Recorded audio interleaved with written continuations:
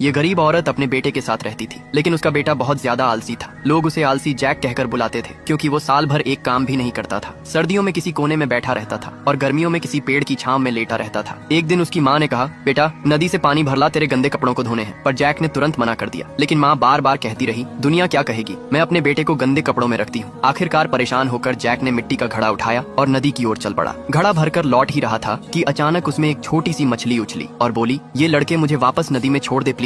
Jack बोला, छोड़ तो दूं, पर दोबारा नदी तक जाने में बहुत आलस आ रहा है। लेकिन मछली ने विनती करने लगी। आखिरकार जैक ने उसे वापस पानी में छोड़ देता है। मछली बोली, तुमने एक अच्छा काम किया है, बदले में मैं तेरी मदद करूंगी। जब भी कोई इच्छा हो कहना, मछली मछली छोटी मछली मेरी इच्छा पूरी कर दे। इतना कहकर मछली नदी में गायब हो गई। जैक घर लौटा और पेट पकड़कर बोला, माँ बहुत भूख लग रही है। माँ बोली, तो जाकर कुछ ढूंढ, मैं तो पहले ही परेशान हूँ। जैक को मछली की बात याद आ गई। उसने कहा, मछली मछली छोटी मछली मेरी इच्छा पूरी कर दे, मुझे ढेर सारा खाना दे दे। ये कहते ही ढेर सारा खाना टेबल पर लग गया। रोटी, मीट, वाइन सब कुछ जैक और उसकी माँ ने पेट भरकर खाना खाया। उसके बाद माँ कपड़े धोने लगी और जैक पेड़ की छांव में लेट गया। उसी वक्त राजा की बेटी उधर से गुजर रही थी। तब जैक को देखकर बोली, वाह आलसी जैक, सब काम छोड़कर सिर्फ आराम कर रहे हो। ये सुनकर जैक को गुस्सा आ गया। उसने तुरंत कहा, मछली मछली छोटी मछली मेरी इच्छा पूरी कर दे, ये लड़की हो जाए गर्भवती। और फिर वही हुआ, राजकुमारी सच में गर्भवती हो गई। 9 महीने बाद उसने एक प्यारे बच्चे को जन्म दिया। अब राजा आग बबूला हो गया, क्योंकि राजा को समझ नहीं आ रहा था कि इस बच्चे का पिता कौन है। उसने दरबार में ऐलान किया, बच्चा